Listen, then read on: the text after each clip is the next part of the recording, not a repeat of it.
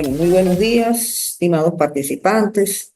En la mañana de hoy, pues vamos a recuperar lo que correspondía a la clase del día martes 11 de marzo del 2025, correspondiente a el Derecho Civil 5, sucesiones de la carrera de Derecho Universidad de Falcón en convenio con el Instituto de Estudios de Investigación y Posgrado IEPSI. De mi parte, pues le doy la más cordial bienvenida y vamos a entrar con la unidad número 3 relacionado con el orden de suceder y el tipo de sucesión. Acá, normalmente, lo que se va a enfocar el tema es que cuando se abre la sucesión, ya explicado en las dos unidades anteriores, esa apertura de la sucesión también tiene una forma ascendente o descendente de cómo se va a suceder para la adjudicación de ese patrimonio. Porque, como no, el de cuyos, pues, deja unos bienes que se van a trasladar a los herederos. Pero estos herederos también tienen su preferencia de acuerdo a lo que existan en el momento en el cual se abra la sucesión. Eso es lo importante de entender, lo relacionado con el orden de suceder. Y en cuanto a los tipos de sucesión, ya partimos al finalizar la clase anterior de que, dada la norma del Código Civil 825 y siguientes, si no me equivoco, a partir de en el libro segundo del Código Civil, encontramos lo que es todo lo relacionado con las normas sucesorales. Y en las normas sucesorales encontramos que en Venezuela existen dos tipos de formas en las cuales se otorga una sucesión. Bien sea porque lo determina la ley, que es la conocida como la vil testato, y la que se manifiesta por la voluntad del testador, que es la llamada sucesión testamentaria. Entonces, ya para ir avanzando con la materia, pues tenemos el orden de suceder. Como se lo pongo en forma muy sencilla, es la forma por la cual el heredero recibe la herencia, sea la sucesión testada o apintestato por medio del testamento. Es decir, porque tiene que haber una gradación por el cual, de acuerdo a cómo se produjo los actos de la filiación, pues de esa manera es como se va a recibir el orden de suceder. O sea, el orden de suceder siempre tiene que dar la preferencia. Primero, bueno, la persona si tiene el estado civil de casado o no. Segundo, de acuerdo con su estado civil, pues si pueden entrar los padres, sus hijos, su cónyuge, ya incluso hasta el concubino o los colaterales en caso de la no existencia de estos anteriores. Igualmente, cuando se otorga por testamento, también hay un orden de suceder porque hay que respetar ciertos parámetros como lo es la representación y la legítima, en la cual no puede quedar por fuera cuando había preeminencia de primeros unos y luego los otros, en el caso de quien otorgue por testamento. Bien, aquí tenemos sí, la norma del 805, que es la que empieza las normas testamentarias. Bien, desde el 822 al 832 del Código Civil, encontramos la forma cómo se produce ese orden de suceder. Acá en la lámina, pues les traigo la guía para que ustedes, pues, en la medida que vayan anotando en el código, pues vayan indicando cuáles son las normas que tienen relacionado con el orden de suceder.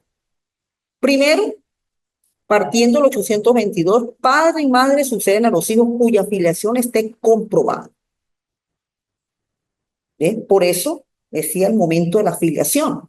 La filiación es lo primero que se toma en cuenta para el orden de suceder. Entonces, comprobada la filiación, pues primero son los hijos del patrimonio dejado por sus padres.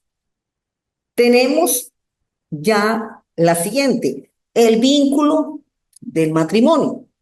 El matrimonio queda derechos hereditarios al cónyuge, por supuesto, lo que es la cuota que le corresponde, porque la otra mitad, que es la comunidad conyugal, eso sí, todavía queda para el cónyuge sobreviviente, solamente se divide o se reparte, es lo del cónyuge fallecido. En el caso del viudo y la viuda, tiene la cuota como heredero. Bueno, está correlación con la norma anterior del 823.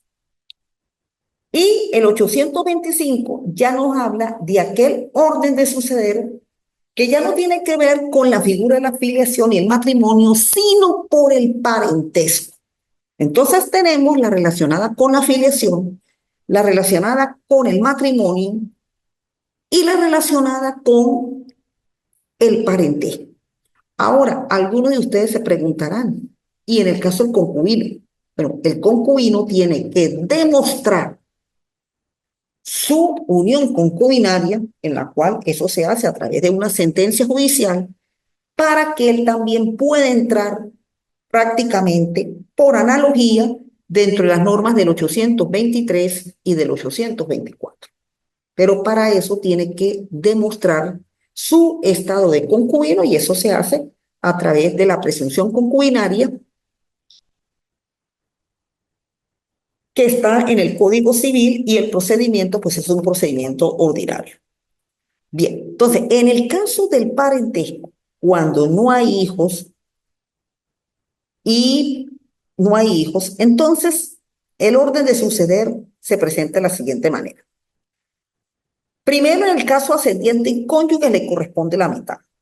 Bueno, si ese de cuyos tiene vivos sus padres y tiene vivo su cónyuge o su concubino, pues la mitad para uno y la mitad para el otro. Ahora, si no tiene padres, la mitad cónyuge y la mitad a los hermanos. A falta de hermanos y sobrinos, la herencia enteramente al cónyuge.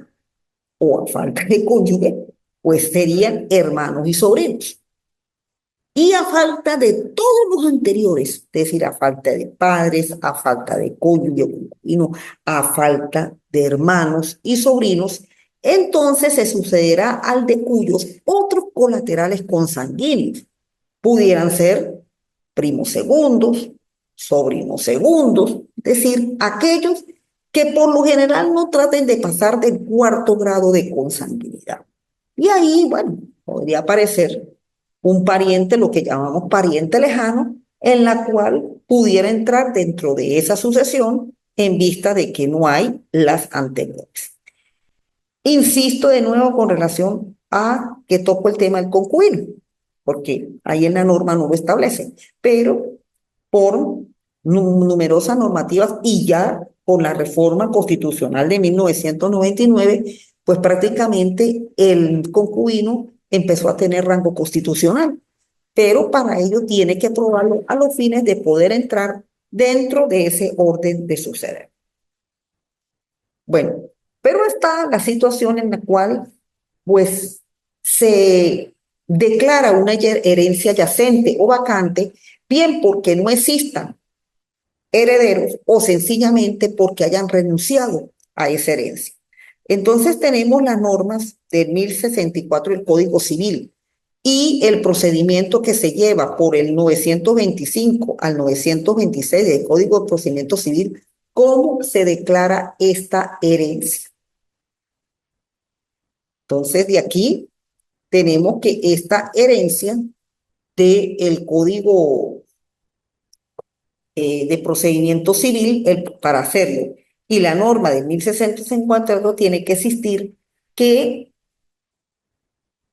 no existan herederos o sencillamente se haya renunciado a la herencia.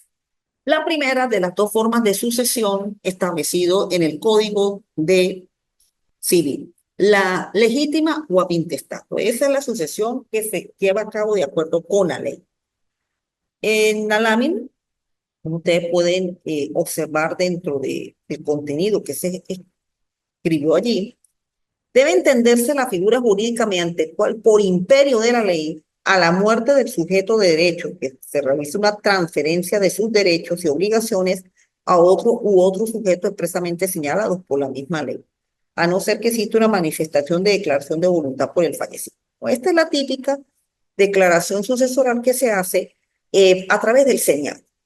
En el señal se hace la llamada declaración sucesoral, en la cual durante muchos años pues, se hacía a través de 4 planillas, que por cierto tenían sus colores típicos: la blanca, la azul, la fucsia y la amarilla.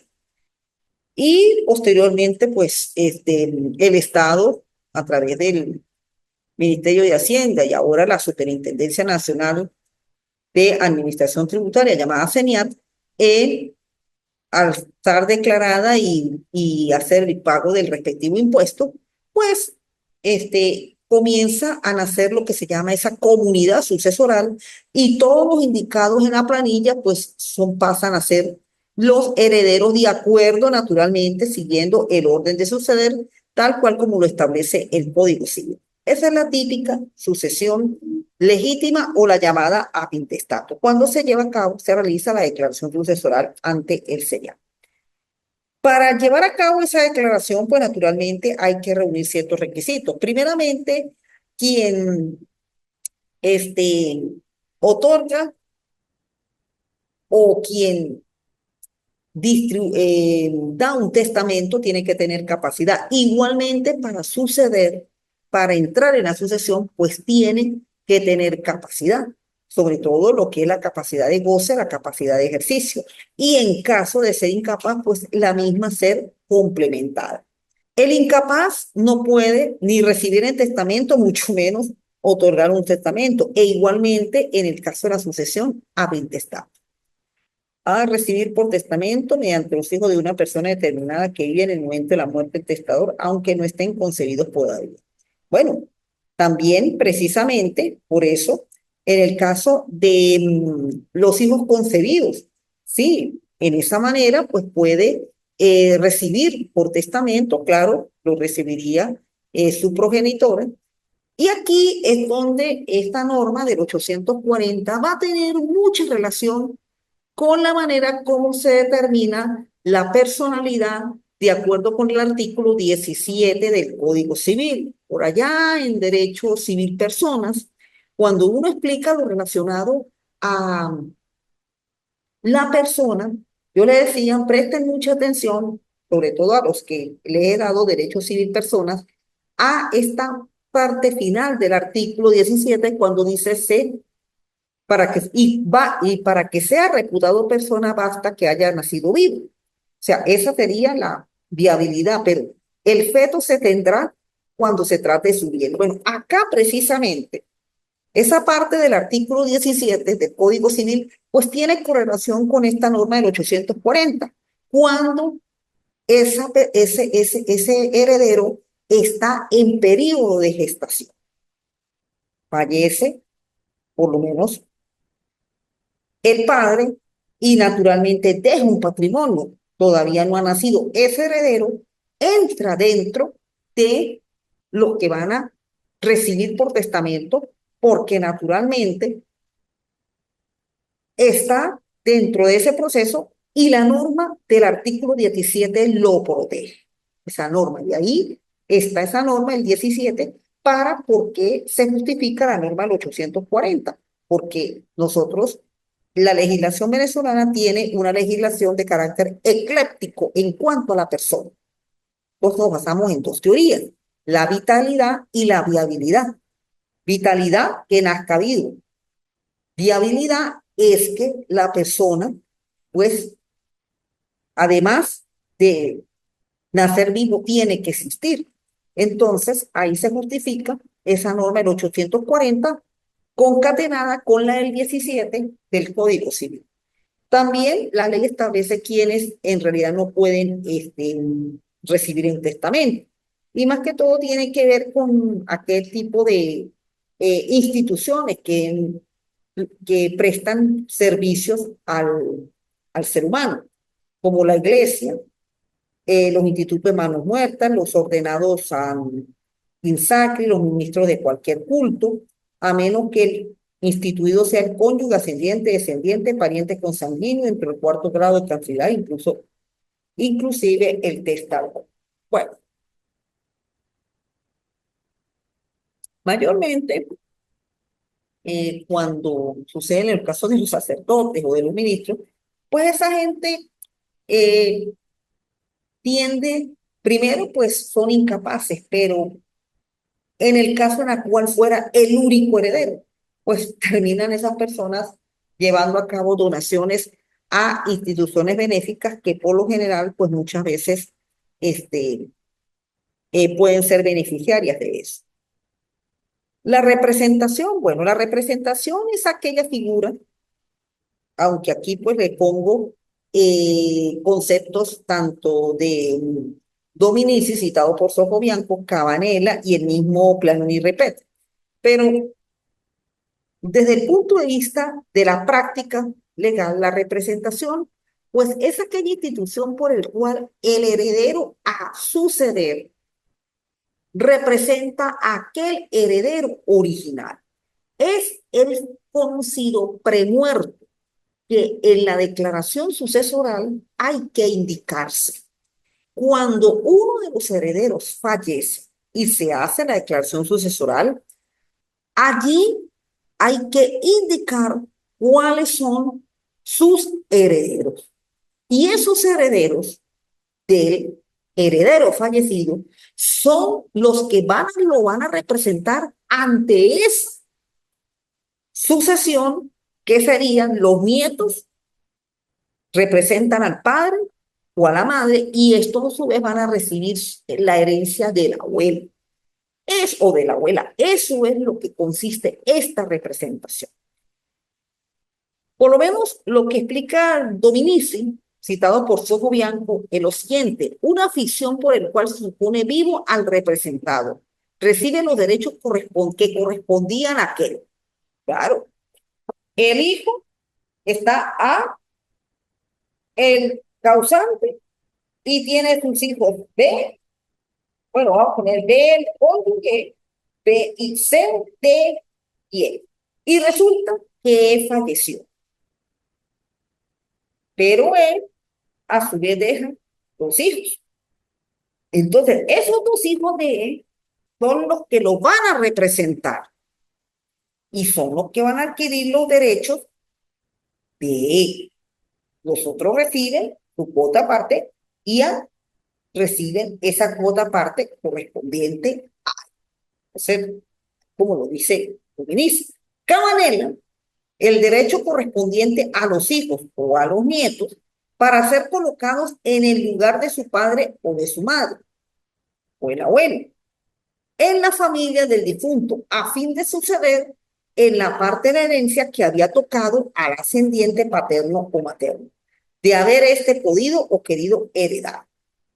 Y para Ripet, la Nuri Ripet, la representación es un beneficio de la ley en virtud de la cual el heredero de grado más lejano está admitido a recoger parte que hubiera obtenido de su padre o de su madre previa. Entonces, aquí el ejemplo más típico es el abuelo y los nietos. O sea, resulta que el padre, que a su vez era el padre del patrimonio original, fallece. Entonces, quien lo va a representar al padre va a ser el nieto. Y ese es el que va a suceder. Va a ser esa persona en la cual va a suceder a el heredero originario. Por eso es que se llama la representación. Y esto sí es muy típico en las sucesiones a intestato o en las legítimas, en la cual cuando suceda, por favor, al hacer la declaración sucesoral, también ese tipo de representante tiene que anexar su partida de nacimiento y en un lado se coloca, incluso ya ahora en las declaraciones de ahorita se indica si es premuerto o no. Ya se tiene que decir. Si es premuerto, se dice que sí.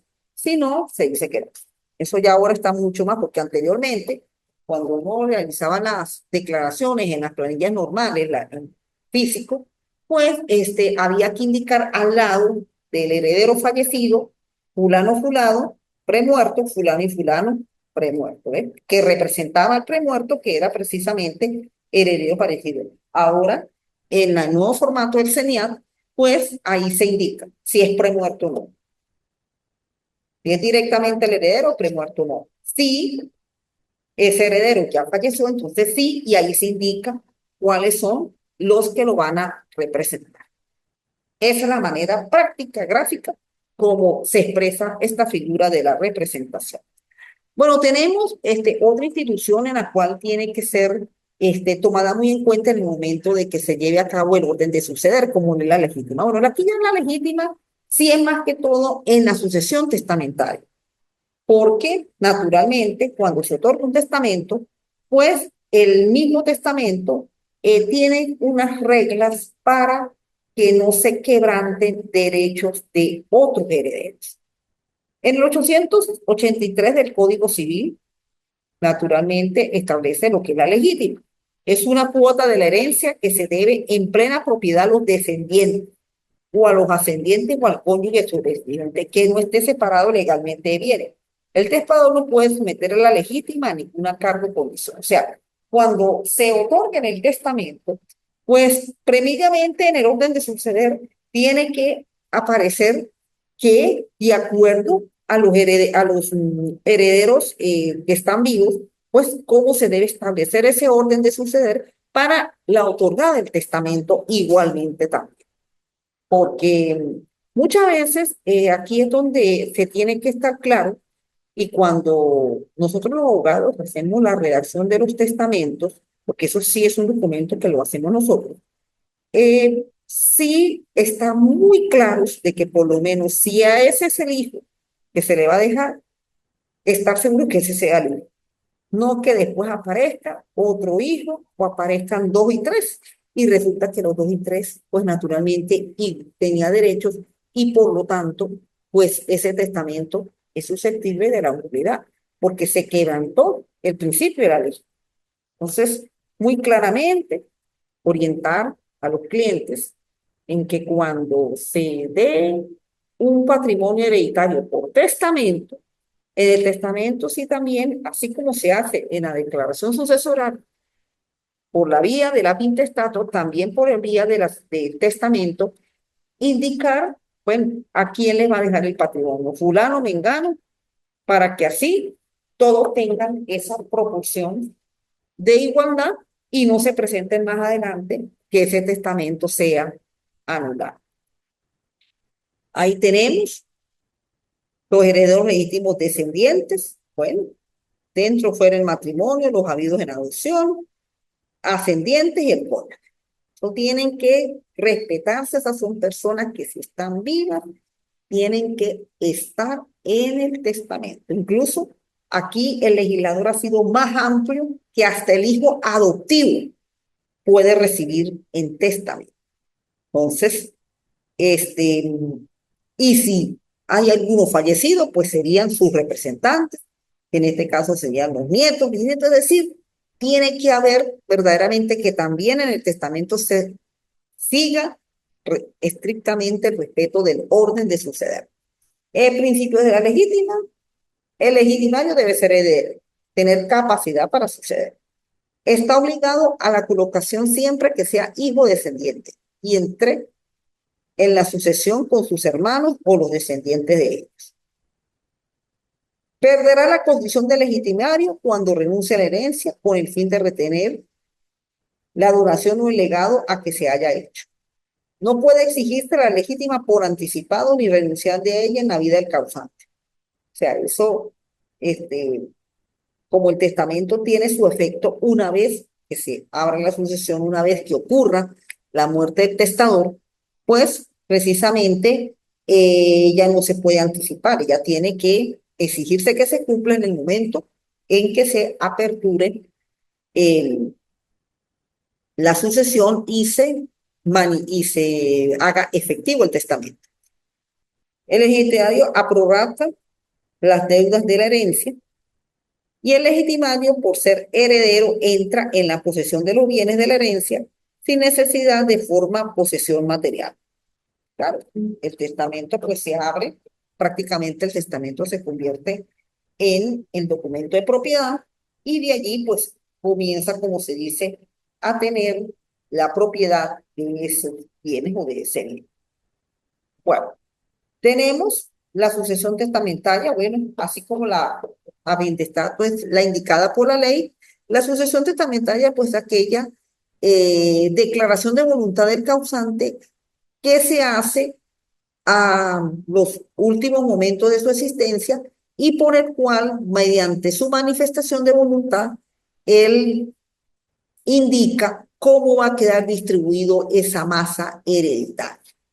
Acá tenemos en la lámina en la que se deriva la relación del causante al otorgar testamento. Cuanto a la designación de los sucesores por causa de muerte, aunque en principio no es norma de orden público, a excepción de la legítima. El legislador reconoce la autonomía de la voluntad siempre que no afecte lesiones dicha porción de la legítima o reservada. Claro, ¿por qué se procede? Porque siempre en todo lo relacionado con la sucesión, pues ese patrimonio debe estar entregado en partes iguales. Por lo menos es el deber ser.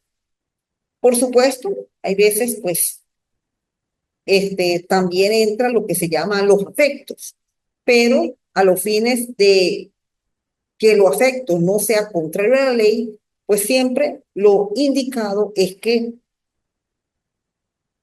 todos los herederos reciban por igual para que de esa manera pues haya verdaderamente armonía dentro de la familia.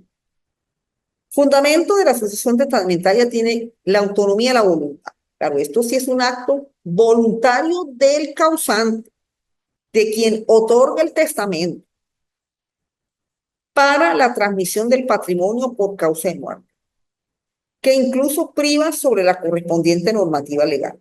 El principio de la autonomía de voluntad en materia de sucesiones se explica por consideración y respeto a la voluntad paterna, también por constituir un estímulo al ahorro por parte de personas carentes de familiares cercanos y finalmente por ser un medio para lograr resultados socialmente interesantes, ya que suele utilizarse para desarrollar actividades benéficas, culturales, científicas, etc.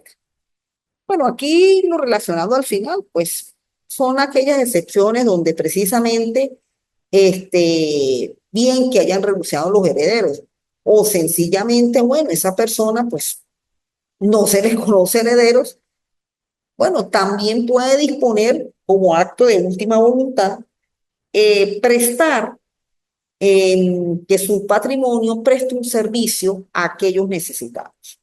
Y en algunos casos se han dado incluso por testamento, hasta se pueden constituir o formar fundaciones, que son las que se dedican a este tipo de actividad. Entonces, tiene por un lado, bueno, el afecto familiar de distribuir el patrimonio, pero también puede tener el testamento en caso de que no existan herederos, pues ese aspecto social, que en algunos casos, pues, pueden ayudar mucho a un grupo de personas. Bien. Bueno, testamento. Se pondrán los dos criterios destacados por estos juristas civilistas. Antonio López Herrera, acto unilateral solemne de última voluntad y especialmente revocable por el cual una persona dispone de la totalidad o parte de su patrimonio. De Ruggiero, testamento es la disposición de última voluntad que una persona determina al destino de su patrimonio después de su muerte y regula las relaciones jurídicas para el tiempo en que no se viva ya. Bueno, acá vemos que la definición de Ruggiero pues va mucho más allá del tiempo. Es decir, así como López Herrera, pues coincide con Ruggiero en que son actos de última voluntad. Para López Herrera, pues aparte de la disposición total, puede ser una disposición parcial. Claro, de repente ese patrimonio hereditario, pues se dispone una totalidad y otra parte vaya para otra cuestión. O como lo dice de Ruggiero, además de acto de voluntad, la disposición que hace en su patrimonio es también cómo va a actuar ese patrimonio a lo largo del tiempo, sobre todo en el caso de esa actividad social, si parte de esos bienes o esos bienes se destinan a una institución benéfica. Y se puede indicar, bueno, por cuánto tiempo, la manera como lo deben administrar, etcétera, etcétera, etcétera. ¿Ves?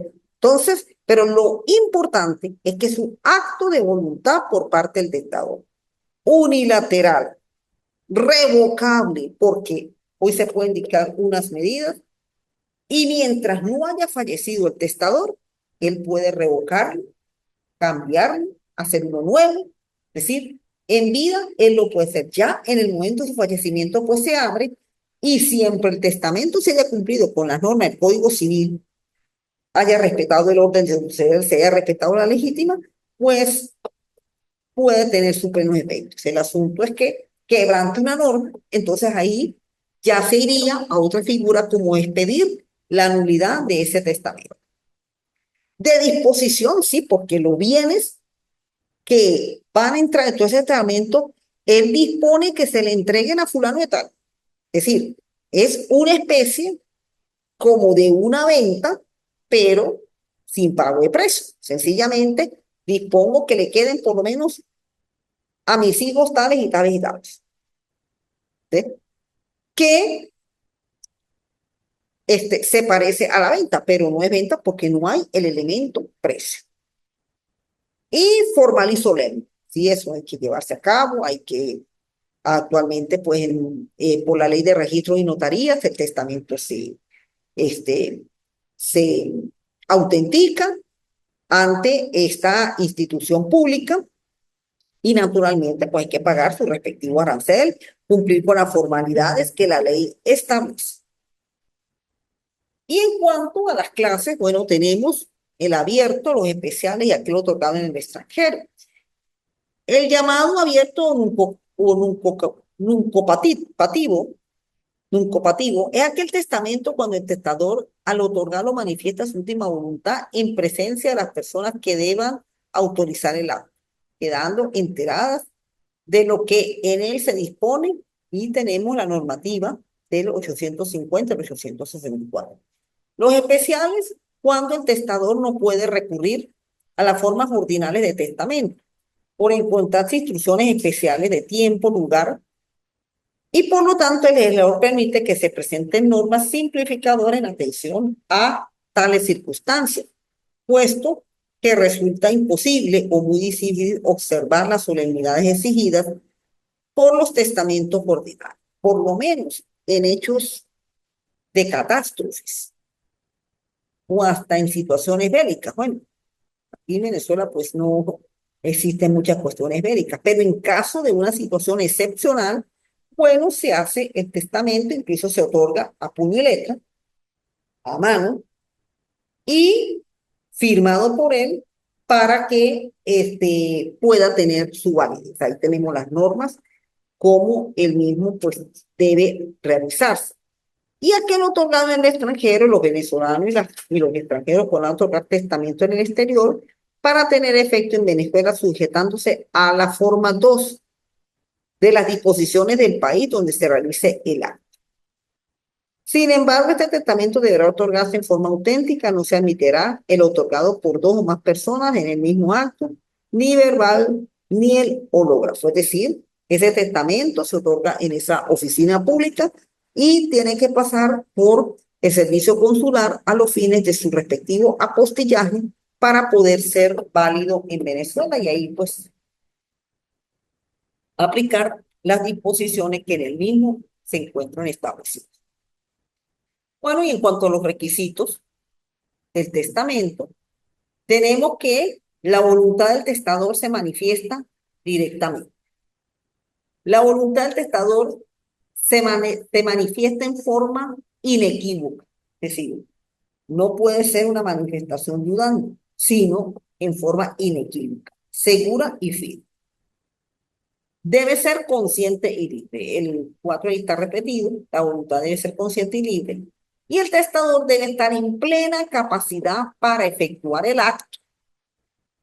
Entonces, se manifiesta directamente, se manifiesta esa voluntad en forma inequívoca, es decir, directamente, inequívoca, es decir, no puede haber dudas, en forma firme, consciente y libre, es decir, no puede ser dado bajo presión y tiene que tener capacidad para realizar el acto. O sea, cuando se presenta casos donde aprovechando la enfermedad de la persona y muchas veces pierde la conciencia, el conocimiento, pues se valen ciertos herederos de esa situación, otorgan un testamento y ese testamento es susceptible de nulidad.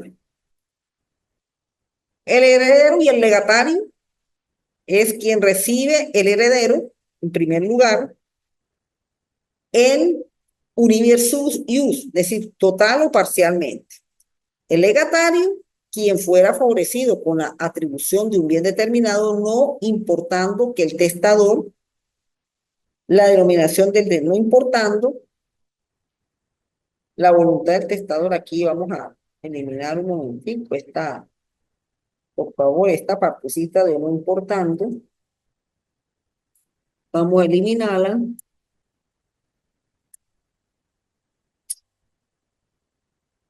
Es que tendría que quitar. Bueno, esta partecita, no importando que el testador se denomina legatario. Es decir, ya el legatario es una atribución algo específico, ¿ves? Es decir, no tiene ese título universal como lo tiene el heredero, más que todo es a título particular y son ciertos principios que dentro de ese causante pudo haber dejado. Muchas veces, cuando se es heredero, se comenta que el legado dejado por mi padre, el legado dejado por mi madre, esos legados, pues son sencillamente ciertos principios o comportamientos que fueron muy importantes para ese heredero y por lo tanto, pues su legado es continuar o seguir con ese comportamiento. Eso sería su legado. Como cita Sojo Bianco a De Ruggiero, es toda disposición testamentaria que no atribuye la cualidad de heredero. O sea, toda disposición a título particular, cualquiera que sea su contenido, que constituya una disminución de la herencia y una disposición a cargo del heredero o de un tercero, una liberalidad, un lucro para el favorecido o también una carga. Es decir, son como ciertas normas que se le dejan a esa persona para desempeñar una actuación y ese va a ser el legado.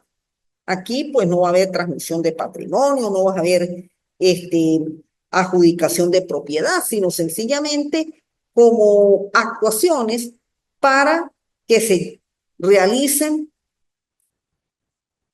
en más allá de la muerte de esa persona. Bueno, la nulidad del testamento, como ya le decía, pues cuando se presenta un vicio jurídico en cuestión que afecta globalmente al acto de última voluntad, abstracción hecha de las disposiciones que el mismo contiene, por lo que la nulidad absoluta es total. En cambio, se habla de nulidades de discapacidades testamentarias, algunas varias o todas contenidas en el testamento. Cuando la irregularidad está precisamente en las instituciones que hace el testador, la nulidad puede ser total o parcial producida en el testamento de las disposiciones contenidas en el mismo, tiene que pronunciarse por autoridad judicial. Si una nulidad se pide es por un tribunal. Bueno, aquí sencillamente la ineficacia en la nulidad del testamento es que se alteran precisamente los requisitos por los cuales él mismo tenía otorgado, por lo menos se quebranta la legítima, se quebranta la capacidad.